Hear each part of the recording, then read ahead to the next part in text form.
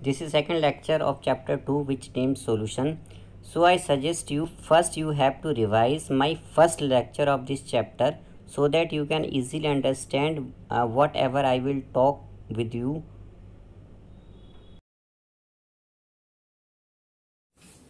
Welcome बच्चों, welcome to my channel. तो जैसे हमने लास्ट क्लास में जो इस चैप्टर की जो हमारा लेक्चर 1 था उसमें हमने बात करी थी कंसंट्रेशन। तो मैंने आपको बताया कि भाई चैप्टर बहुत कॉम्प्लिकेटेड है, तो इसीलिए इस चैप्टर को इकट्ठे डिस्कस करने की बजाय मैं किसमें डिस्कस कर रहा हूँ, पार्ट्स में डिस्कस कर रहा हूँ। तो मैंने लास्ट क्लास में डिस्कस करा था आपके साथ कंसंट्रेशन।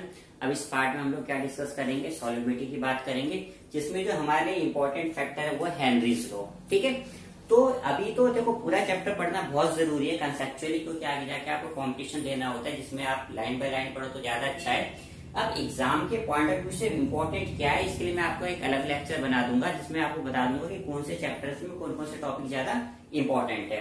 तो सबसे पहले मैं ये सजेस्ट करता हूँ कि आप हर लाइन को बहुत ध्यान से पढ़ो, उसका मीनिंग समझो, और इनकेस कोई डाउट आ रहा है तो आप मुझे मेल कर सकते हो या मुझे कॉल कर सकते हो। ठीक है, तो आज हम डिस्कस करेंगे सॉल्युबिलिटी, जो हमारे सीबीएसई के पॉइंट से ज्यादा इंपॉर्टेंट नहीं है। फिर हम डिस्कस करेंगे हेनरी लॉ, जिसके न्यूमेरिकल भी डिस्कस करेंगे, बट उसके न्यूमेरिकल एग्जाम में कम आते जाते हैं। हेनरी लॉ की डेफिनेशन पूछी जाती है और उसके एप्लीकेशंस पूछे जाते हैं। तो बिना टाइम बर्बाद करे हम स्टार्ट करते हैं। और मैं बार बार कहता हूँ, इस बार भी कह रहा हूँ, चैनल को सब्सक्राइब करो। आपकी सब्सक्रिप्शन से, जैसे लास्ट वीडियो में मेरे बहुत ज्यादा व्यू आए हैं, बहुत ज्यादा सब्सक्रिप्शन बढ़ी है, तो मुझे बहुत अच्छा लग रहा है कि मैं फटाफट लेक्चर खत्म करके और भी चैप्टर्स के नोट्स बना के आपको प्रोवाइड करूँ ताकि आपकी नॉलेज इंक्रीज हो। ठीक है बच्चों, तो हम स्टार्ट करते हैं। अब हम थ्योरी डिस्कस करते हैं इस चैप्टर की। तो बच्चों अब हम अपना टॉपिक स्टार्ट करते हैं। तो आज जो हमें टॉपिक पढ़ना है वो पढ़ना है solubility of A solid in a liquid. ठीक है, अब जैसे अगर हम डेली लाइफ में सॉल्यूशंस की बात करें तो सॉल्यूशन कई टाइप के होते हैं, बट हम डेली लाइफ में जो यूज बात करते हैं सॉलिड इन लिक्विड। जैसे आप देखो, जैसे आप घर में कोई जूस बनाते हो तो आप क्या करते हो, भाई चीनी को या नमक को आप पानी में मिक्स कर लेते हो। घर में मम्मी सब्जी बनाती है तो क्या करती है, सारे सब्सटेंस को भाई पानी के अंदर डाल देती है। तो ज्यादातर जो सॉल्यूशंस होते हैं वो इसी कैटेगरी में आते हैं, सॉलिड्स एंड लिक्विड्स। ठीक है, अब जैसे मान लो अगर हम बात करते हैं, जैसे मान लो जो हमारा NaCl क्या पोलर कंपाउंड है, तो जब हम मिक्स करते हैं इसको तो हम कहते हैं polar solute dissolve in A polar solvent. जैसे NaCl शुगर किसमें मिक्स होता है, पानी में, और जो नॉन पोलर सॉल्यूट होते हैं वो डिसॉल्व होते हैं नॉन पोलर सॉल्वेंट में। जैसे एग्जांपल है नैप्थलीन और एंथ्रासीन, ये डिसॉल्व होता है बेंजीन के अंदर। तो अगर मैं मान लो NaCl को बेंजीन में मिक्स करने लगूं तो ये मिक्स बिल्कुल नहीं होगा। वही मैं अगर नैप्थलीन को पानी में डिसॉल्व करने लगूं तो ये भी डिसॉल्व नहीं होगा। इसीलिए हम कहते हैं लाइक डिसॉल्व लाइक। जैसे आप देखो, जैसे जब आप लोगों का नया एडमिशन हुआ था 11th क्लास में या फिर 9th क्लास में किसी स्कूल में, तो शुरू में बच्चे क्या होते हैं, जिग-जैग बैठे हुए होते हैं और जैसे जैसे टाइम बढ़ता है तो वैसे वैसे सारे जिस बच्चे का जैसा नेचर होता है उसको उसी टाइप का दोस्त मिल जाता है। तो इसलिए हम कहते हैं लाइक डिसॉल्व लाइक। तो केमिस्ट्री काफी हद तक क्या है, हमारी डेली लाइफ की तरह है। तो जैसा जो बंदा होता है उसी के साथ एडजस्ट हो जाता है। ठीक है बच्चों, तो ये हमारा टॉपिक है सॉलिड्स एंड लिक्विड्स। अब जैसे मैंने पोलर और नॉन पोलर की बात आपकी लास्ट लेक्चर में भी करी थी। जैसे मैंने आपको बताया था, भाई मान लो अगर 2 Cl है, ये एक इलेक्ट्रॉन की शेयरिंग करके बॉन्ड बनाते हैं। आफ्टर शेयरिंग क्या होता है, ये चाहता है कि दोनों इलेक्ट्रॉन इसकी तरफ चले जाए, ये कोशिश करता है दोनों इलेक्ट्रॉन इसकी तरफ आ जाए, पर क्योंकि दोनों इक्वल स्ट्रेंथ के, ना तो बॉन्ड इधर जाता ना बॉन्ड इधर जाता है, ऐसे बॉन्ड को हम क्या कहते हैं, नॉन पोलर। वही अगर ये बॉन्ड H और Cl के बीच में बने तो Cl ज्यादा स्ट्रॉन्ग है इन कंपैरिजन ऑफ हाइड्रोजन, तो ये क्या करता है, बॉन्ड को अपनी तरफ ले जाता है, ऐसे को हम कहते हैं पोलर बॉन्ड। ठीक है, तो ये हमारा कहने का मतलब है पोलर सोलवेंट और नॉन पोलर सोलवेंट। पोलर का मतलब जिसमें चार्ज होता है, चार्ज कौन सा, जैसे इसके ऊपर डेल्टा नेगेटिव होगा, इसके ऊपर स्मॉल डेल्टा पॉजिटिव होगा, और नॉन पोलर कौन होते हैं, जिनके ऊपर कोई भी चार्ज नहीं होता है। ठीक है, तो ये हमारा टॉपिक हो गया। अब हम कुछ डेफिनेशन की बात करते हैं, जैसे सैचुरेटेड सोल्यूशन। तो सैचुरेटेड सोल्यूशन हम कहते हैं such a solution in which no more solute can be dissolve at a same temperature and pressure. यानी जैसे आप मान लो आप नमक को पानी में मिक्स कर रहे हो, तो एक टाइम ऐसा आता है जब नमक मिक्स होना बंद हो जाता है, तो हम उसको क्या कहते हैं, सैचुरेटेड सोल्यूशन। और जब तक वो मिक्स होता रहेगा हम उसे क्या कहेंगे, अनसैचुरेटेड सोल्यूशन कहते हैं। ठीक है, फिर जो सॉल्युबिलिटी जो डिपेंड करती है 3 फैक्टर पे डिपेंड करती है, nature of substance. Nature of substance में ये 2 टॉपिक हमने ऑलरेडी डिस्कस कर लिए। टेम्परेचर जो हम डिस्कस करेंगे और प्रेशर भी हम क्या करेंगे, डिस्कस करेंगे। ठीक है, अब जैसे अगर हम इसको मिक्स करके बात करें, तो जैसे मान लो मैंने भाई एक बीकर लिया है जिसके अंदर मैंने पानी ले लिया, और ये मेरा बीकर है 200 ml का, जिसमें मैं अलग से मिला रहा हूं NaCl सॉलिड के फॉर्म में। ठीक है बेटा, तो जब तक ये मिक्स होता रहता है तब तक हम इसको कहते हैं अनसैचुरेटेड सॉल्यूशन। एक टाइम ऐसा आता है जब ये मिक्स होना बंद हो जाता है, स्टॉप मिक्सिंग, तो हम कहते हैं तभी हमारा क्या बन गया, ये बन गया सैचुरेटेड सॉल्यूशन। अगर मान लो अभी सॉल्यूशन को मैं हीट करता हूं, ठीक है, तो हीट करने के बाद और मिक्स होना स्टार्ट हो जाता है, उसे कहते हैं सुपर सैचुरेटेड सॉल्यूशन। फिर जब आप इसको ठंडा करोगे तो दिस इज कॉल्ड क्रिस्टलाइजेशन। ये सब पेपर में नहीं आता, लेकिन ये भी आपको प्रैक्टिकल से रिलेटेड है, तो समझ लो तो ज्यादा अच्छा है। अब हम स्कूल में क्या करते हैं, हम एक चाइना डिश लेते हैं, चाइना डिश के अंदर हमारे टीचर हमें क्या करते हैं, सॉल्ट देते हैं जो कि इम्प्योर सॉल्ट होता है, तो फिर हम उसे पानी में मिक्स करते हैं, वो क्या होता है, अनसैचुरेटेड होता है। फिर जैसे जैसे आप मिक्स करोगे वो क्या हो जाएगा, सैचुरेटेड हो जाएगा, क्योंकि जब आप सोल्यूशन को हीट कर रहे हो तो जो पानी के अंदर वेपर है वो तो लगातार उड़ रहा है, तो जो हमारा पानी उसमें सोलवेंट कम हो रहा है, बल्कि सोल्ट तो उतना ही है, तो जो सोल्यूशन सुपर सैचुरेटेड था वो क्या हो जाता है, सैचुरेटेड हो जाता है, और धीरे धीरे वो क्या हो जाता है, सुपर सैचुरेटेड हो जाता है। आपको पता कब चलेगा, जब वो बहुत ज्यादा विस्कस हो जाएगा, तो टीचर बता देता है आप उसके अंदर ग्लास और डालो, उसमें फूंक मारो, जब क्रिस्टल जमने स्टार्ट हो जाए तो हम समझ जाते हैं हमारा तैयार हो गया। फिर हम क्या करते हैं, स्कूल में उसको छोड़ देते हैं, और जब हम नेक्स्ट डे आके देखते हैं तो हमें क्रिस्टल्स बने हुए नजर आते हैं, तो हम क्या कहते हैं, क्रिस्टलाइजेशन। तो जब ये प्रोसेस होता है तो इसको हम डायनामिक इक्विलिब्रियम कहते हैं। जब आप किसी सॉलिड को पानी में मिला रहे हैं, जैसे हम यहाँ पे किसको मिला रहे हैं, NaCl, तो उस टर्म को जो हम कहते हैं उसको हम कहते हैं, इसको डाई सोल्यूशन कहते हैं, जब तक वो मिक्स होता रहता है, ठीक है, और जब वो प्रेसिपिटेट होता है तो उसे क्या कहते हैं, क्रिस्टलाइजेशन। तो हमारा डायनामिक इक्विलिब्रियम क्या होता है, जब rate of dissolution is equal to हो जाता है रेट ऑफ क्रिस्टलाइजेशन के, ठीक है बच्चों। तो जैसे हमने पार्ट फर्स्ट में डिस्कस करा था कि भाई नेचर ऑफ द सब्सटेंस कैसे अफेक्ट करते हैं सॉलिबिलिटी को, अब हम बात करेंगे भाई टेम्परेचर कैसे इफेक्ट करता है सॉलिबिलिटी को, ठीक है। तो जैसे आपने देखा है कि भाई टेम्परेचर की अगर हम बात करें तो हम दो तरह के प्रोसेस की बात करते हैं, one will be exothermic and other will be endothermic, ठीक है। तो हमारे पास दो टाइप के सॉलिड्स होते हैं, एक सॉलिड वो होता है जिसको आप पानी में डिसोल्व करते हो, फिर वो हीट इवोल्व करता है, दैट्स कॉल्ड एक्सोथर्मिक प्रोसेस। जैसे आप कैल्शियम कार्बोनेट को पानी में डिसोल्व करते हो, लाइम हो गया हमारा, जैसे हम चूना भी कहते हैं, ठीक है, या फिर मान लो जैसे हम NaCl को पानी में डिसोल्व करते हैं, शुगर को डिसोल्व करते हैं, तो हमारा क्या होता है, एंडोथर्मिक प्रोसेस होता है। तो एक एग्जाम्पल ले लेते हैं, तो ये जो टॉपिक मैं आपको बता रहा हूँ ये बेसिकली स्टडी रिचर्ड प्रिंसिपल्स हम एक्सप्लेन करते हैं, जो हमारा 11th क्लास का टॉपिक है। यहाँ पे ये टॉपिक इसलिए यूज करा इस टर्म को समझाने के लिए, तो बहुत ज्यादा इसकी डिटेल में नहीं जाएंगे। जैसे हमारे पास पहला जो सॉलिड होता है, आपने उसे क्या करा, आपने हीट प्रोवाइड करा है, उसके बाद वो डिसोल्व हुआ है, ठीक है। तो ये जो है इसका डेल्टा H का पॉजिटिव है, तो आप कह सकते हो कि ये जो प्रोसेस है ये आगे की डायरेक्शन में एंडोथर्मिक है, बट पीछे की डायरेक्शन में क्या है, ये एक्सोथर्मिक है। तो रिचर्ड प्रिंसिपल कहता है if we increase the temperature then reaction will shift in that direction where energy is consuming, means where there is endothermic process। यानी अगर इस पैरामीटर में आप टेम्परेचर बढ़ाओगे तो रिएक्शन क्या हो जाएगी, फॉरवर्ड हो जाएगी, और घटाओगे तो क्या हो जाएगी, रिवर्स हो जाएगी, ठीक है। तभी आप देखो जैसे आप चीनी को पानी में मिलाते हो, जितना गर्म पानी होता है उतना अच्छा मिक्स होता है, और जितना ठंडा पानी होता है उतनी दिक्कत होती है आपको मिक्स करने में। जैसे गर्मियों में कभी देखा होगा मम्मी अगर जूस बनाती है आपके लिए, कोई शरबत बनाती है, तो चीनों को पहले अलग से मिला लेते हैं किसी कंटेनर में, उसके बाद ठंडे पानी में उसको मिक्स करती हैं, क्योंकि अगर ठंडे पानी में चीनी को मिक्स करोगे तो बहुत दिक्कत आएगी आपको मिक्स होने के लिए। तो इस कैटेगरी में आ गए, तो इसमें हम कहेंगे in the nearly saturated solution basically we are talking about dynamic equilibrium.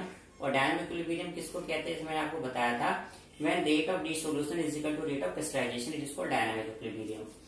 तो हम कहते हैं saturated solution the dissolution process is endothermic, delta H greater than 0, the solubility should increase with rise in the temperature, जिसको कौन verify करता है, Richard principal. तो कहता है टेम्परेचर अगर आप बढ़ाओ तो रिएक्शन क्या हो जाएगी, फॉरवर्ड हो जाएगी। सेकंड पैरामीटर हमारे पास होता है जब हम किसी सॉलिड को वाटर में डिसोल्व करते हैं, ठीक है, तो डिसोल्व हो गया प्लस उसने हीट इवोल्व करी है, यानी इसका डेल्टा H क्या हो गया हमारा नेगेटिव, यानी ये आगे हो गया एक्सो, तो ये पीछे क्या होगा, एंडोथर्मिक, ठीक है। तो इस केस में रिचर्ड कहते हैं कि अगर आप टेम्परेचर को इंक्रीज करोगे तो ये रिएक्शन क्या हो जाएगी, रिवर्स हो जाएगी, और डिक्रीज करोगे तो क्या हो जाएगी, फॉरवर्ड हो जाएगी। ठीक है। इस केस में अगर हम बात करें, जैसे कहते हैं nearly saturated solution the diet solution process exothermic, यानी डिटेक्ट क्या होगा लेस देन 0, यानी नेगेटिव होता है, द सॉल्युबिलिटी शुड डिक्रीज। यानी इस पैरामीटर में अगर आप टेम्परेचर इंक्रीज करते हो तो ये रिएक्शन क्या हो जाएगी, रिवर्स हो जाएगी, और अगर आप टेम्परेचर डिक्रीज करते हो तो क्या हो जाएगी, फॉरवर्ड हो जाएगी। ठीक है। तो हमें सबसे पहले जब हम सॉलिड्स को पानी में डिसोल्व कर रहे हैं तो हमें पहले ये चेक करना है कि इट इज एंडोथर्मिक प्रोसेस और इट इज एक्सोथर्मिक प्रोसेस। अगर एंडोथर्मिक प्रोसेस और टेम्परेचर बढ़ाने पे फॉरवर्ड हो जाएगा, यानी आपके सॉलिड डिसोल्व होंगे, और अगर एक्सोथर्मिक प्रोसेस और टेम्परेचर बढ़ाने पे क्या होगा, सॉल्युबिलिटी आपकी डिक्रीज कर जाएगी। ठीक है। तो ये हमारा हो गया इफेक्ट ऑफ टेम्परेचर। देन हम आते हैं इफेक्ट ऑफ प्रेशर। तो प्रेशर का कोई खास इफेक्ट नहीं देखा गया सॉल्युबिलिटी पे, क्योंकि जो हमारे सॉलिड्स होते हैं इनकम्प्रेसिबल होते हैं, यानी अगर आप उनको दबाओगे तो उनके ऊपर कंप्रेसिबिलिटी का कोई फर्क नहीं पड़ेगा। तो इसीलिए सॉलिड्स के ऊपर क्या होता है, प्रेशर का कोई खास इफेक्ट ऑब्जर्व नहीं किया गया है। तो ये हमारा कैटेगरी हुआ solubility of solids in a liquid. अब हम सेकंड कैटेगरी पे आएंगे, solubility of gases in a liquid. ठीक, इसका बेस्ट एग्जांपल है कोल्ड ड्रिंक। कोल्ड ड्रिंक आप सबों ने पी रखी होगी डेली लाइफ में। तो कोल्ड ड्रिंक में बेटा कौन सी गैस होती है, CO2 होती है, जो हम पानी में मिक्स करते हैं, जो बनाता है कार्बोनिक एसिड, जिसका टेस्ट हमको आता है। ठीक है। तो जैसे बहुत सी गैसेस जो पानी में डिसोल्व होती है, ऑक्सीजन है, बहुत कम लेवल होता है जो वाटर में डिसोल्व होता है, जो एक्वेटिव लाइफ को बहुत ज्यादा हेल्प करती है सस्टेन करने के अंदर। देन हाइड्रोक्लोरिक एसिड की सॉल्युबिलिटी बहुत ज्यादा होती है। तो सॉल्युबिलिटी बेसिकली दो पैरामीटर पे डिपेंड करता है, प्रेशर और टेम्परेचर पे। जैसे आप सबने कोल्ड ड्रिंक पी रखी होगी, जैसे अगर मान लो मैं 3 कोल्ड ड्रिंक की बात करता हूँ, जैसे मान लो मैं बात करता हूँ भाई थम्स अप की, कोक की और पेप्सी की, तो इन तीनों कोल्ड ड्रिंक के टेस्ट में फर्क क्या होता है, सभी बच्चों ने पी रखा होगा। तो बेसिकली जैसे थम्स अप है, थम्स अप अगर हम एकदम लेके मुंह में डाल कर सकते, जैसे मुंह में जलन सी मच रही है। ठीक है। तो होता क्या है कि थम्स अप में जो कार्बोनिक एसिड है, यानी जो कार्बन डाइऑक्साइड का लेवल बहुत ज्यादा होता है, और वो क्या बनाता है, पानी में डिसोल्व होकर कार्बोनिक एसिड बनाता है। तो जब आप कार्बोनिक एसिड को एकदम से पीने लगोगे तो आपको थोड़ा बर्निंग टेस्ट आता है। तो हम कह सकते हैं कि थम्स अप जो है उसमें CO2 का लेवल बहुत ज्यादा होता है, यानी कार्बोनिक एसिड उसके अंदर बहुत ज्यादा होता है। फिर बाकी जो कोल्ड ड्रिंक्स है उसके अंदर लेवल कम होता है। अब आपको गैसेस पानी में डिसोल्व करना है तो उसके 2 पैरामीटर जैसे मैंने बताया, तो टेम्परेचर, दूसरा प्रेशर। ठीक है। जैसे आप देखो कि जैसे कोल्ड ड्रिंक है, हम जनरली कोल्ड ही प्रीफर करते हैं। जैसे कॉफी है, कॉफी हॉट भी पीते, कोल्ड भी पीते, बट कभी आपने कोल्ड ड्रिंक नहीं देखा होगा कि भाई हमने कोल्ड ड्रिंक हॉट पी रहे हो। ठीक है। होता क्या है कि आपका कोल्ड ड्रिंक जितना ठंडा होगा उसके अंदर rate of escaping of the gases particles उतने स्लो होंगे। तो कोल्ड ड्रिंक आप जनरली आप ग्लास में लेते हो। ठीक है। तो ग्लास में कभी आप देखना जितना पानी ठंडा होगा उसके अंदर से बबल्स उतने कम निकलते हैं, और जितना गर्म होगा बबल्स उतने ज्यादा निकलेंगे, यानी सारा का सारा CO2 क्या है एटमोस्फेयर में स्केप हो जाएगा, सिर्फ मीठा पानी बचेगा जो टेस्ट में बहुत गंदा लगता है हमको। ठीक है। तो 2 पैरामीटर है, टेम्परेचर और प्रेशर। तो टेम्परेचर जितना कम रखोगे उतनी ज्यादा देर तक गैसेस उसके अंदर स्टेबल रहेगी, यानी रुकी हुई रहेगी, और प्रेशर जितना ज्यादा अप्लाई करोगे उतनी ज्यादा गैस आपकी लिक्विड में डिसोल्व होगी। जैसे थम्सअप में मैंने कहा भाई CO2 का लेवल बहुत ज्यादा है, यानी जब आप थम्सअप को मैन्युफैक्चर कर रहे हो तब आपको क्या करना है कि आपको प्रेशर बहुत ज्यादा रखना है ताकि CO2 ज्यादा से ज्यादा पानी के अंदर डिसोल्व हो जाए। वहीं जब आप कोक बना रहे हो या पेप्सी बना रहे हो तो आपने प्रेशर रिड्यूस कर दिया, तो CO2 का लेवल भी उसके अंदर कम किया है। ठीक है। तो ओवरऑल हम कह सकते हैं at high pressure and low temperature they are 2 parameters for dissolution of gases in a particular liquid. ठीक है बच्चों। तो ये 2 पैरामीटर है जो किसको इफेक्ट करते हैं, गैसेस इन लिक्विड को। अब इसमें जो हमारा सबसे इंपॉर्टेंट टॉपिक है हम उसको स्टार्ट करेंगे हेनरीज लॉ, जो एग्जाम में आता भी है। तो बच्चों फिर अब हम अपने टॉपिक के सबसे इंपॉर्टेंट क्या कहते हैं टॉपिक पे आ रहे हैं, जिसका नाम है हेनरीज लॉ। इसकी डेफिनेशन को ठीक से रट लेना, एग्जाम में लिखने को आती है। कौन सी डेफिनेशन याद करनी वो मैं भी बताता हूँ। तो बेसिकली हेनरी लॉ कहता है, ये कहता है mass of the gas dissolve in A given volume of the liquid at constant temperature is directly proportional to the pressure of the gas present in the equilibrium with the liquid। जैसे मैंने आपको बताया कि भाई अगर मान लो आपको CO2 का अमाउंट ज्यादा पानी में डिसॉल्व करना है तो आपको प्रेशर ज्यादा लगाना पड़ेगा। ठीक है। तो वही कहता है कि गैस का उतना मास डिसॉल्व होगा, ये डायरेक्टली प्रोपोर्शनल किसके होगा, प्रेशर के। फिर इसको हटा के हम कांस्टेंट लगाते हैं, उन्होंने लगाया KHP। यहाँ पे M क्या है, mass of the gas dissolve, ये unit volume of the solvent. P क्या है, हमारा प्रेशर है इक्विलिब्रियम पे, और KH क्या है, हेनरीज कांस्टेंट है। तो ये वाली जो डेफिनेशन है ये हमने यूज करी थी क्लास 11th में चैप्टर इक्विलिब्रियम। ठीक है, यहाँ पे मैं इसलिए पढ़ाता हूँ क्योंकि हमें एक्सरसाइज में क्वेश्चन दे रखा है, एक न्यूमेरिकल दे रखा है इस टॉपिक के ऊपर। तो ये वाली डेफिनेशन हमको 12th में याद नहीं करनी, हमें जो 12th में याद करनी है डेफिनेशन वो ये वाली याद करनी है इन टर्म्स ऑफ सोल्यूशन। तो ये कहता है in term of solution partial pressure. Partial pressure क्या होगा ये मैं भी आपको समझाऊंगा। Of a gas in a vapour phase is directly proportional to the mole fraction of the gas. फिलहाल आप ये डेफिनेशन याद कर लो, पार्शियल प्रेशर में इस टॉपिक के बाद आपको एक्सप्लेन करूंगा। तो ये कहता है pressure is directly proportional to mole fraction. इसे हटा के कांस्टेंट लगाते हैं हम, केएच लगाते हैं। केएच अगेन क्या है, हेनरी कांस्टेंट है। पी आपका प्रेशर, एक्स क्या है हमारा मोल फ्रैक्शन है। ठीक है बच्चों, तो ये हमारा क्या है हेनरी कांस्टेंट। फिर कुछ कंसेप्चुअल क्वेश्चन बनते हैं हेनरी लॉ कांस्टेंट पे, अब हम उसको डिस्कस करते हैं। उसके बाद हम बात करेंगे हेनरी कांस्टेंट की। ठीक है, तो ये होता है at same temperature the different gases at different KH value. ये तो देखो ऑब्वियस सी बात है। It means that KH is a function of the nature of the gases. तो जो हेनरी लॉ कांस्टेंट है ये किस पे डिपेंड कर रहा है, ये गैस के नेचर पे डिपेंड कर रहा है। सेकंड जो बहुत इंपॉर्टेंट पैरामीटर है जिसके ऊपर बहुत कंसेप्चुअल क्वेश्चन बनते हैं, इवन नीट में भी इसके ऊपर बहुत कंसेप्चुअल क्वेश्चन आते हैं और आपके में भी अब एमसीक्यू तो आनी है, तो आप इसको बहुत ध्यान से देखना। कहता है higher the value of KH at a given pressure lower is the solubility of the gas in the liquid. यानी हेनरी लॉ कांस्टेंट की वैल्यू जितनी ज्यादा आएगी इसका मतलब वो गैस उतना कम सोल्यूबल होगा पानी के अंदर। ठीक है, तो वाटर के अंदर बेसिकली दो ही गैसेस मेनली इंपॉर्टेंट है। सबसे इंपॉर्टेंट देखो ऑक्सीजन है। तो जैसे देखा गया कि जैसे जैसे टेम्परेचर हम इंक्रीज करते हैं वैसे वैसे हेनरी लॉ कांस्टेंट की वैल्यू भी बढ़ती है। तो अगर आप टेम्परेचर डिक्रीज करोगे तो क्या होगा, सॉल्युबिलिटी बढ़ेगी।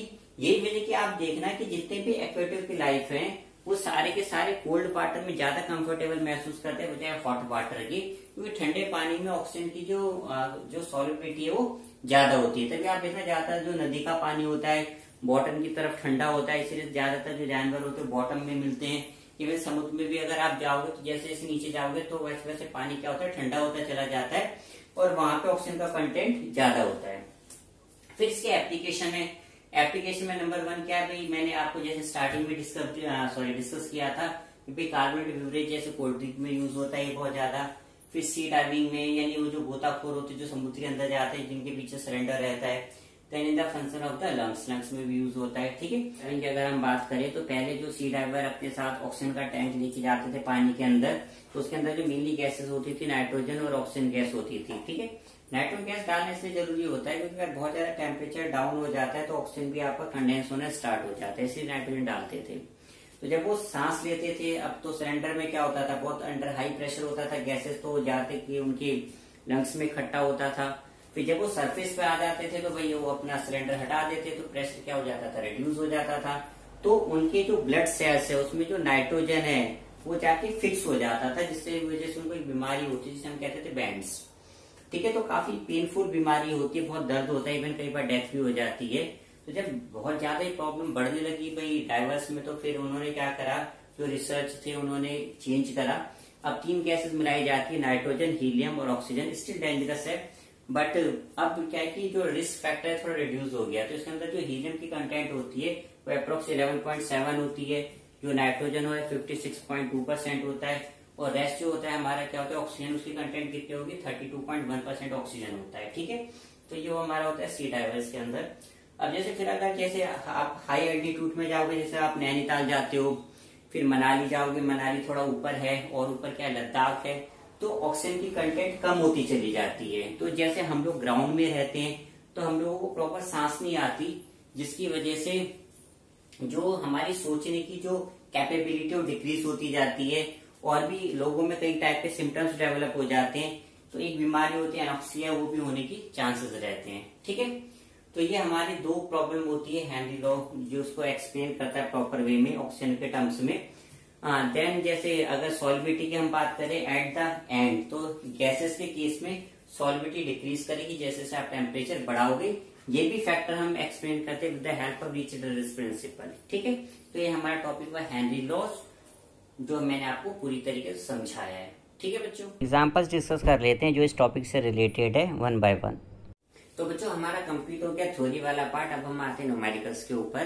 तो सबसे पहले जो हमारा न्यूमेरिकल दे रखा है एग्जाम्पल 2.4 है, पहले ढंग से पढ़ लो, आप अपनी एनसीईआरटी की बुक निकाल के बिल्कुल वेरीफाई कर लो। ये कह रहा है N2 गैस है जो कि बबल्ड किया गया वाटर में 293 केल्विन पे आपको निकालने से मिली मोल्स जो 1 लीटर में आपको डिसोल्व करना है।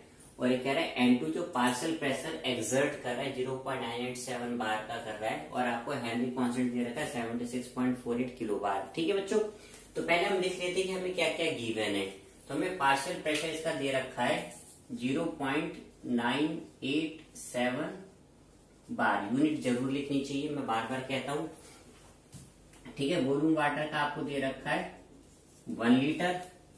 हेनरी लॉ कांस्टेंट आपको दे रखा है 76.48 किलो बार। तो बेटा ये जो केस को सब यूनिट कहते हैं इसको पहले हटा लेना चाहिए हमको।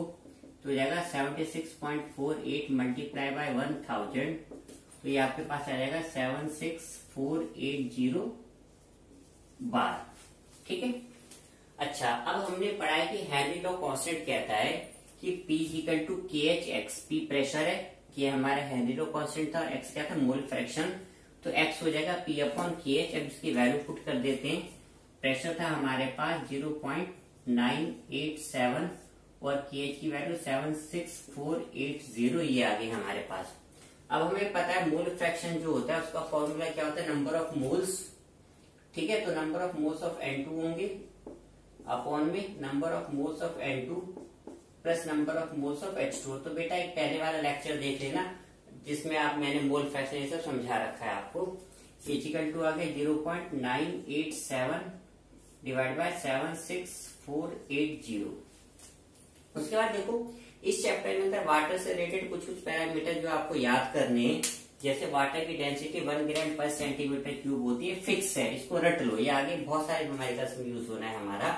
फिर हमें पता है डेंसिटी क्या होता है, मास अपॉन वॉल्यूम होता है, तो मास क्या हो जाएगा, डेंसिटी इंटू वॉल्यूम हो जाएगा। तो हमारे पास जो डेंसिटी है वो है 1 ग्राम पर सेंटीमीटर क्यूब। वॉल्यूम हमारे पास 1 लीटर है, तो 1 लीटर इक्वल टू क्या होता है 1000 सेंटीमीटर क्यूब होता है, तो ये हो जाएगा 1000 सेंटीमीटर क्यूब। देखो इससे कैंसिल हो जाएगा, तो हमारा आंसर आ जाएगा 1000 ग्राम। ठीक है, उसके बाद वाटर की मोल्स निकालो। मोल्स का फॉर्मूला मैंने आपको बताया था, वेट अपॉन मॉलिक्यूलर मास होता है। तो वाटर का वेट आ गया 1000, मॉलिक्यूलर मास होता है 18, तो ये आ जाएगा 55.55। अब हम इसको पुट करेंगे यहाँ पे, तो हमारे पास आ जाएगा number of moles of N2 upon में number of moles of N2 plus 55.55 equal to आ गया हमारे पास 0.987 डिवाइड बाय 76480। ठीक है, अब इस तरह के न्यूमेरिकल में क्या है कि जैसे इसकी वैल्यू बहुत स्मॉल होती है तो आप इसको इग्नोर कर सकते हो। तो आपके पास आ जाएगा number of moles of N2 upon में 55.55। ठीक है, इसको जो है ना आप सोल्व कर लोगे तो आपकी जो वैल्यू आएगी इसको सोल्व करके ये आएगी 1.29 इंटू 10⁻⁵। ठीक है, फिर इसको डिवाइड कर लो। तो इसको जब हम डिवाइड करेंगे, यहाँ थोड़ी जगह कम है, ये इधर कर लेते हैं, तो आपके पास आ जाएगा number of moles of N2 equal to 1.29 into 10⁻⁵। इसको मल्टीप्लाई कर दोगे 55.55 से। ठीक है बच्चों, फिर आपको इसको सोल्व करना है। इसको सोल्व करोगे तो इसका आंसर आएगा 7.16 इंटू 10⁻⁴, ये आ गया मोल। अब हमसे आंसर में पूछ रखा है मिली मोल में, तो मिली मोल में कन्वर्ट करने के लिए आपको इसको डिवाइड करना पड़ेगा 10⁻³ से, या फिर आप इसको कह लो 1000 से। तो इसको मैं ऊपर लेके आऊंगा तो 1000 हो जाएगा, 7.16 इंटू 10⁻⁴। ठीक है, 7.16 इंटू 10⁻⁴, इसको ऊपर लेके आओगे तो कितना हो जाएगा, ये आपका हो जाएगा 1000। तो ये आपके पास बचेगा 7.16 इंटू 10⁻⁴, या फिर 0.716 स्मॉल m। स्मॉल m का मतलब क्या है, मिली, और ये हो गया मोल। तो ये हमारा आंसर आ गया एग्जाम्पल 2.4 का, तो इसको ठीक से समझ लेना। अब हम नेक्स्ट न्यूमेरिकल पे आते हैं। अब बच्चों इंडेक्स डिस्कस कर लेते हैं जो इस टॉपिक से रिलेटेड है 1 बाय 1। तो बच्चों फिर हम अपने नेक्स्ट न्यूमेरिकल पे आते हैं 2.6। ये इंडेक्स का क्वेश्चन है, पहले क्वेश्चन पढ़ लेते हैं बहुत ध्यान से। ये कह रहा है H2S एक टॉक्सिक गैस है, यानी जहरीली गैस है, जिसकी स्मेल रोटेन एग जैसे सड़े हुए अंडे की तरह है। ये यूज होता है क्वांटिटेटिव एनालिसिस में, यानी जिससे आप अमाउंट का पता लगाते हो। अगर H2S की सॉल्विटी वाटर में STP पे 0.195 m, स्मॉल m का मतलब क्या है, आपको मोलिलिटी गिवन है। हमें कैलकुलेट क्या करना है, हेनरी लॉ कांस्टेंट। तो मैं जैसे हमेशा कहता हूँ पहले वो लिख लेते जो हमें गिवन है। जैसे pressure of H2S eight STP होता है 0.987 बार, ये फिक्स वैल्यू है, ये आपको याद होनी चाहिए। ठीक है, फिर सॉल्युबिलिटी ऑफ H2S हमें क्वेश्चन में दे रखा है 0.195 स्मॉल m। स्मॉल m का मतलब मैंने कहा मोलरिटी गिवन है। अच्छा, मोलरिटी का हमने फॉर्मूला क्या पढ़ा है? हमने पढ़ा है number of moles of solute divide by 1 kg of the solvent. ये हमें इक्वल टू दे रखा है 0.195 स्मॉल m। तो मैं इनडायरेक्टली कह सकता हूं कि मुझे दे रखा है number of moles of solute, ये हमें दे रखा है 0.195, बट इसमें कंडीशन क्या है? मास ऑफ सॉल्वेंट मुझे कितना लेना पड़ेगा? मुझे लेना पड़ेगा 1 kg, and 1 kg equal to कितना होता है? 1000 ग्राम होता है। ठीक है बच्चों, तो फिर number of moles of solvent कितना हो जाएगा? नंबर ऑफ मोल्स का फॉर्मूला होता है weight divide by molecular mass 55.55, ये हमारा आ गया मोल्स आ गया। ठीक है, अब हेनरी लॉ कांस्टेंट क्या कहता है भाई? ये इक्वल टू होता है भाई मोल फ्रैक्शन जिसका निकालना है, नीचे दोनों का सम। तो हमारे पास number of moles of H2S है 0.195 अपॉन हो जाएगा 0.195 प्लस 55.55। ठीक है बच्चों, तो आप इसको सोल्व कर लेना, ये अप्रोक्स आएगा 0.0035 मोल्स आएगा। अब इसको यहाँ पे पुट कर दो तो हेनरी लॉ कांस्टेंट कहता है, सॉरी हेनरी लॉ कहता है कि प्रेशर आपके बराबर होता है Henry law constant into mole fraction के। तो जो हमारा KH है, KH हो जाएगा pressure divide by mole fraction. तो प्रेशर है हमारे पास 0.987 और नंबर ऑफ मोल्स आ गया 0.0035। ठीक है बच्चों, फिर आप इसको पूरा सोल्व करोगे तो पूरा सोल्व करके इसका अप्रोक्स आंसर आएगा 282 बार। तो ये हमारे इंटेक्स का क्वेश्चन हो गया 2.6। बहुत थोड़ा हेनरी लॉ कांस्टेंट के न्यूमेरिकल थोड़े अजीब से हैं, थोड़ा मेहनत करोगे तो समझ में आ जाएंगे। ठीक है बच्चों, तो ये हमारा हो गया 2.6। फिर अब हम आते हैं नेक्स्ट न्यूमेरिकल्स पे। आगे करते हैं अपना नेक्स्ट इंटेक्स का क्वेश्चन जो कि 2.7 है। ठीक है, एक बार क्वेश्चन बहुत ध्यान से पढ़ लो आप अपनी बुक में से। तो ये कह रहा है हेनरी लॉ कांस्टेंट CO2 का आपको दे रखा है 1.67 10⁸, ये देखो पास्कल इसी यूनिट है। और फिर ये कह रहा है आपको हमको क्वांटिटी निकालनी है CO2 की 500 ml सोडा वाटर के अंदर, जिसको हमने पैक किया है अंडर 2.5 atm प्रेशर और टेम्परेचर कितना है 298 केल्विन। तो सबसे पहले तो हम ये लिख लें कि हमें गिवन क्या क्या है। तो हमको जो पार्शियल प्रेशर गिवन है CO2 का वो गिवन है 2.5 atm। वॉल्यूम हमको वाटर का कितना दे रखा है 500 ml, और हेनरी लॉ कांस्टेंट हमको दे रखा है 1.67 10⁸ पास्कल। ठीक है, तो बेटा सबसे पहले हमें ये देखना होता है कि प्रेशर की सारी यूनिट सेम होनी चाहिए। जैसे ये हमने दे रखा है ATM में और ये दे रखा पास्कल में। हम क्या करेंगे, या तो फिर पास्कल को ATM में बदल लो या ATM को पास्कल में बदल लो, आपकी मर्जी है। तो यहाँ पे मैं क्या कर रहा हूँ 2.5 इंटू 10⁵, इसको मैंने कन्वर्ट कर दिया पास्कल में। 1 ATM इक्वल टू होता है 10⁵ पास्कल। ठीक है, अब उसके बाद वो हेनरी लॉ कांस्टेंट कहता है कि P इक्वल टू होता है KHX। ठीक है, और x क्या मेरा मोल फ्रैक्शन है, तो मोल फ्रैक्शन क्या हो जाएगा प्रेशर अपॉन हेनरीज कांस्टेंट। और जो हमारा मोल फ्रैक्शन है CO2 का, तो मोल फ्रैक्शन क्या होता है नंबर ऑफ मोल्स अपॉन में total number of moles equal to मेरे पास क्या है P अपॉन KH। तो number of moles of CO2। ठीक है, या फिर एक काम करो इसकी वैल्यू डाल देते हैं, चलो अभी बाद में डाल देंगे, पहले ये वाली कैलकुलेशन कर लेते हैं। तो हमें जैसे मैंने आपको कहा कि भाई वाटर के केस में सारे पैरामीटर आपको याद होने चाहिए।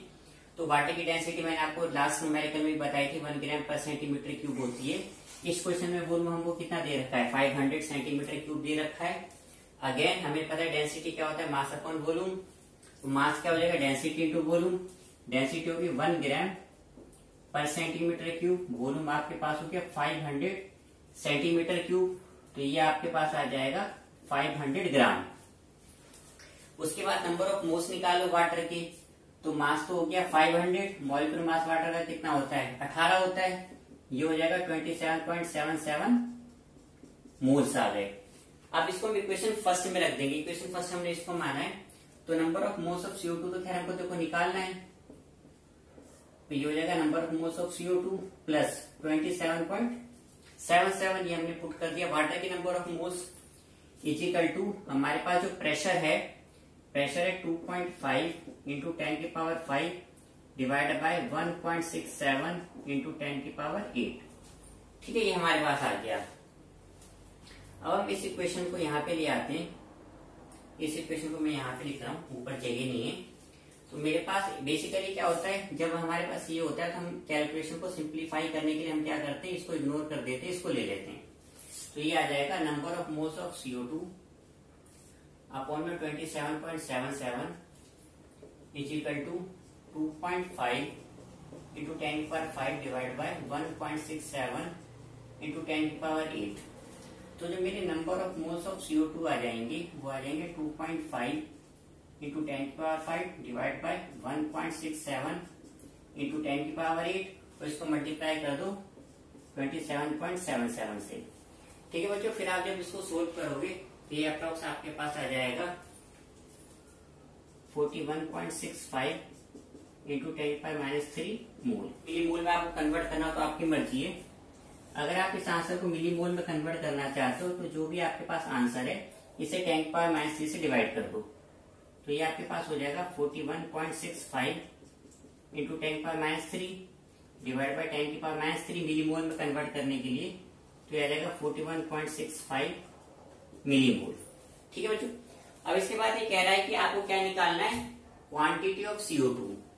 तो क्वांटिटी ऑफ CO2 हमें निकालने के लिए क्वांटिटी ऑफ CO2, तो क्वांटिटी के लिए क्या होता है भाई, हमें जो मोल्स हमारे आए हैं वो ये आए हैं, ये मेरे पास आ गया 41.65 इंटू 10⁻³ ये आ गया मोल। इसको मल्टीप्लाई कर दो CO2 के मॉलिक्यूलर मास से।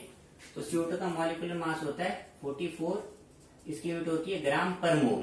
तो देखो मोल से पर मोल कैंसिल हो जाएगा और ये आपका आ जाएगा 1.83 ग्राम। तो ये अप्रोक्स आंसर हमारा आ गया किसका, इंटेक्स का क्वेश्चन 2.7। अब हम एक्सरसाइज पे आते हैं और एक्सरसाइज में सारे क्वेश्चन डिस्कस करते हैं। ठीक है बच्चों, तो हम लोगों ने क्या करा, हमने एग्जाम्पल इंटेक्स सारे डिस्कस कर लिया। अब हमारे एक्सरसाइज पे, तो एक्सरसाइज पे जो हमारा सबसे पहला जो न्यूमेरिकल है इस टॉपिक के ऊपर, जो हेनरी लॉ कांस्टेंट के ऊपर है, वो है 13। तो ये कह रहा है कि पार्शियल प्रेशर आपको इथेन का दे रखा है इतने ग्राम पे, ये कह रहा है कि 1 बार है। अगर इसने मास चेंज कर दिया इतना, तो कह रहा है कि आप इस मास पे आपको बताना है कि प्रेशर क्या होगा। ठीक है, अगर न्यूमेरिकल बहुत कम आता है एग्जाम में, तो सबसे पहले हम लिख लेते हैं हमें क्या क्या गिवन है। तो अब मैं एब्रिविएशन यूज कर रहा हूँ, एग्जाम में आपको पूरा लिखना है। तो इसको 2 केस बना लेते हैं। सबसे पहले तो केस फर्स्ट है, उसमें हमें मास दे रखा है 6.56 इंटू 10⁻³ और इस पे जो प्रेशर है मेरे पास वो है 1 बार। फिर केस सेकंड में कह रहा है कि मास उसने चेंज कर दिया 5.00 इंटू 10⁻² ग्राम। अभी कह रहा है इस मास पे नया प्रेशर हमारे पास क्या होगा। ठीक है, तो जो हेनरी लॉ कांस्टेंट कहता है, अब इसे यहाँ पे आप प्रॉपर लिखोगे, according to Henry's law M equal to होता है KHP। अभी हम केस फर्स्ट डिस्कस कर रहे हैं, तो मास हमारे पास हो गया 6.56 into 10⁻³ is equal to KH हमको नहीं पता, प्रेशर कितना है 1 बार, तो KH हो जाएगा 6.56 इंटू 10⁻³ ये हो जाएगा। अब हम ले लें केस सेकंड। केस सेकंड में फॉर्मूला वही लगेगा, M इक्वल टू KHP।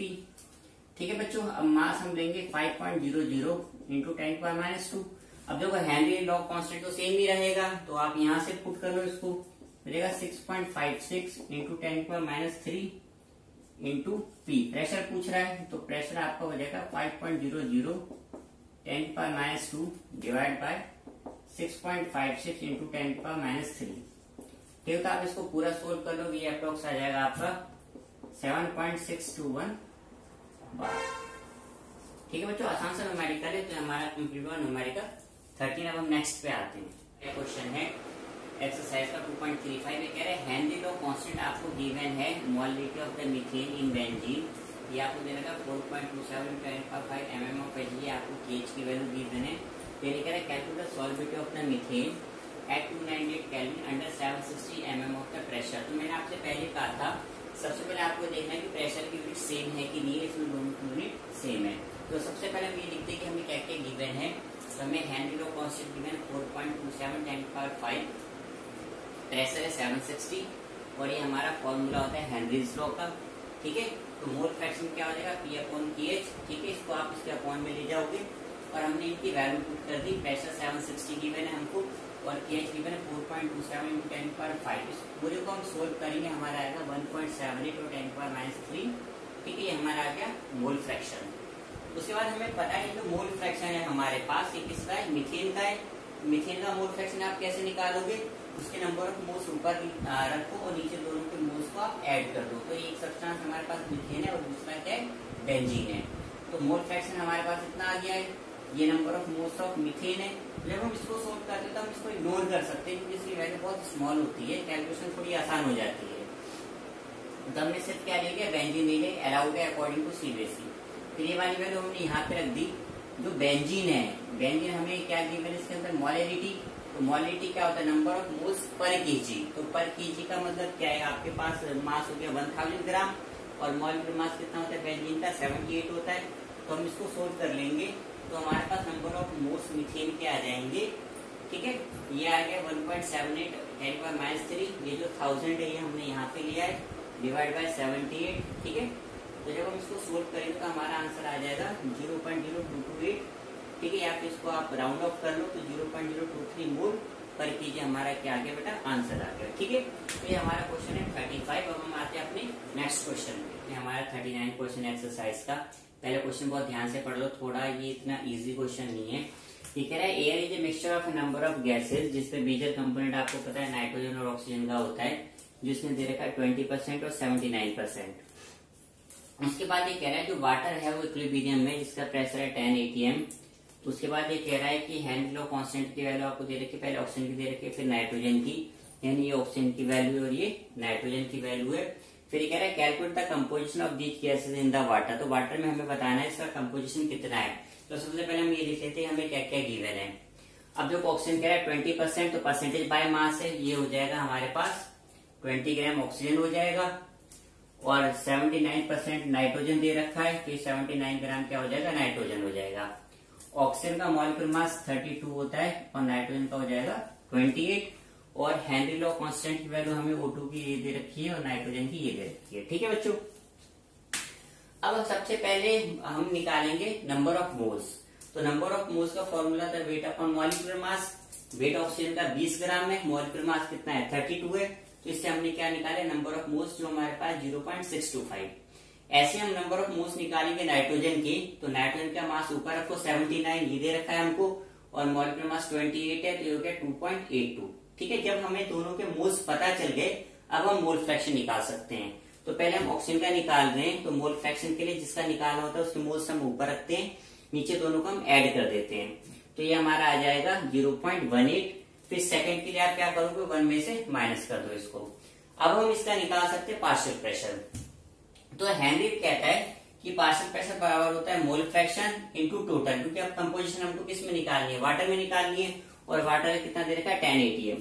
तो हमने क्या करा, मोल फ्रैक्शन को 10 से मल्टीप्लाई कर दिया, आ गया 1.8 atm। ये हमारा आ गया ऑक्सीजन का। ऐसे आप नाइट्रोजन का निकालोगे, मोल फ्रैक्शन इंटू 10, ये हमारा आ गया नाइट्रोजन का। उसके बाद देखो स्टूडेंट क्या एटीएम है और जो हमें हेनरी लॉ कांस्टेंट दे रखा है वो हमें किस में दे रखा है, mm/Hg में। तो आप एटीएम को mm में कन्वर्ट कर लो। उसके लिए आपको क्या करना पड़ेगा, 760 से मल्टीप्लाई करनी पड़ेगी, कन्वर्जन फैक्टर है, तो ये भी आपका हो जाएगा 8.2 इंटू 760। अब हम निकालते हैं इसका कंपोजिशन वाटर के अंदर। हेनरी लॉ की वैल्यू रखेंगे इसके अंदर, तो वो कहता है P=KH इंटू मोल फ्रैक्शन। तो इसमें मोल फ्रैक्शन क्या हो जाएगा, प्रेशर के अपॉन में आप हेनरी लॉ कांस्टेंट को डिवाइड कर दो। तो प्रेशर आपके पास कितना 8.2 इंटू 760, यहाँ पे मैंने आपको बताया है ये नाइट्रोजन का है और हेनरी लॉ कांस्टेंट की वैल्यू क्वेश्चन में ऑलरेडी हमको गिवन है, ये हमको गिवन है नाइट्रोजन की।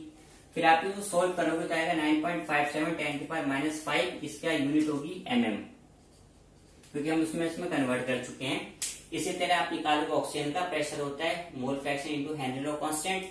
तो मोल फ्रैक्शन जो हमारा होगा वो जाएगा हमारा pressure upon Henry law constant की वैल्यू। प्रेशर ये निकाल लिया हमने क्या कहते हैं ऑक्सीजन का, और ये आपको हेनरी लॉ कांस्टेंट की वैल्यू गिवन है, इसको आप सोल्व करोगे तो आपका ये आंसर आ जाएगा। ठीक है बच्चे, तो ये हमारा क्वेश्चन हुआ 39 है। तो बच्चों ये हमारा टॉपिक था हेनरी लॉ कांस्टेंट, जो मैंने आपके साथ डिस्कस करा है। तो मैंने इसमें आपको हेनरी लॉ कांस्टेंट बता दिया कि एक्जेक्टली क्या होता है। मैंने आपको एग्जाम्पल्स भी डिस्कस करे इन टेक्स्ट भी और एक्सरसाइज के। ठीक है, तो नेक्स्ट हमारा टॉपिक होगा रॉयट्स लॉ, जो कि बहुत ही इंपॉर्टेंट टॉपिक है इन टर्म्स ऑफ सीबीएसई, जिससे क्वेश्चन बनते हैं। आपके स्कूल में भी क्वेश्चन पूछेगा, चाहे यूट्यूब चाहे एक्सरसाइज हो, तो उस वाली वीडियो को और भी ध्यान से देखना है आपको। तो नेक्स्ट वीडियो के लिए अगेन अगर आप सब्सक्राइब करोगे तो आपको नोटिफिकेशन इमीडिएटली आ जाएगी। और जैसे मैंने आपको बताया, आप जैसे जैसे सब्सक्राइबर बढ़ते हैं तो हमारे ऊपर एक प्रेशर आ जाता है कि नहीं यार हमें और वीडियो बना के डालना चाहिए। तो आप इसको सब्सक्राइब करो और एक बेल बटन होता है उसको प्रेस कर दो, ताकि जैसे ही नेक्स्ट वीडियो आएगा आपको इमीडिएटली नोटिफाई हो जाएगा उसके बारे में। ठीक है बच्चों, तो देखने के लिए बहुत बहुत धन्यवाद। आप अपने फ्रेंड्स को सजेस्ट करो कि भाई उनको फॉरवर्ड कर, वो भी देखें इसको, इसका जितना बेनिफिट उठा सको उतना बेनिफिट उठाओ बच्चों। ठीक है, तो आज का लेक्चर हम यहीं पे खत्म करते हैं, फिर नेक्स्ट लेक्चर के लिए आप मेरा That's end of our discussion. Please subscribe the channel and press the ring button. Thank you very much.